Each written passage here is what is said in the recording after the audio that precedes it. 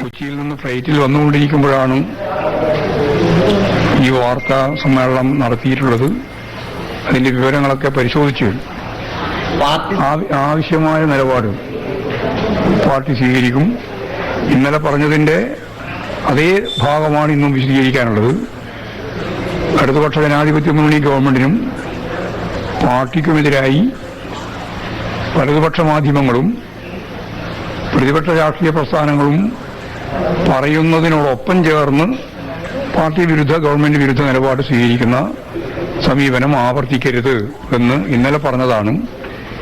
അത് സംബന്ധിച്ച് പാർട്ടി വ്യക്തമായ നിലപാട് സ്വീകരിച്ചുകൊണ്ട് പറയേണ്ടതായി പറയും എന്നാണ് തോന്നുന്നത് പറയാൻ.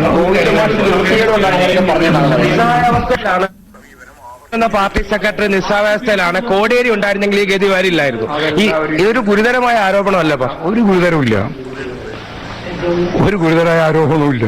ആരോപണം ഇല്ലാത്തതാണ് പ്രശ്നം. നാളെ ഒഴിയണമെന്നടക്കം പറഞ്ഞില്ല. അതെ, വിശദമായിട്ട് കാര്യങ്ങൾ നാളെ പറയാം. ഒറ്റ കാര്യം കൂടി, കാര്യം കൂടി, ആഭ്യന്തരം ഭരിക്കാൻ യോഗ്യനല്ല ഇപ്പോഴത്തെ മുഖ്യമന്ത്രി. അങ്ങനെ പലതും പറഞ്ഞുകൊണ്ടിരിക്കുന്നുണ്ട്, പല കാര്യങ്ങളും പലതും പറഞ്ഞുകൊണ്ടിരിക്കുന്നുണ്ട്. പ്രതിപക്ഷം പണ്ടേ പറഞ്ഞുകൊണ്ടിരിക്കുന്നുണ്ട് അവർ രാജിവെക്കണം എന്നുള്ള സമരവും നടന്നുണ്ട്. അതുകൊണ്ടെന്താ? പക്ഷെ അതുകൊണ്ട് ഭരണപക്ഷത്തെ എം എൽ എ ആണ്, അതുകൊണ്ടാണല്ലോ പറഞ്ഞത്.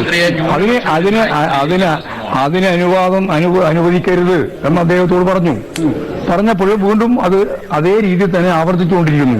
സ്വാഭാവികമായിട്ടും ആലോചിച്ച് ആവശ്യമായ നിലപാട് സ്വീകരിക്കുന്നു. അതല്ലേ പറഞ്ഞത്, ഇതെല്ലാം പറഞ്ഞുകൊണ്ടിരിക്കുകയാണ്. ആയിക്കോട്ടെ. എം വി ഗോവിന്ദന്റെ പ്രതികരണമാണ് കേട്ടത്. എന്തായാലും പി വി അൻവറിനെ പാർട്ടി പൂർണ്ണമായിട്ടും തള്ളിക്കളയുകയാണ്. നേരത്തെ ഇക്കാര്യങ്ങൾ പറഞ്ഞിരുന്നതാണ്, അത് വീണ്ടും ആവർത്തിച്ചു എന്നുള്ള കാര്യമാണ് ശ്രീ എം വി ഗോവിന്ദൻ പറയുന്നത്. ഒരു കാര്യം കൂടി ശ്രീ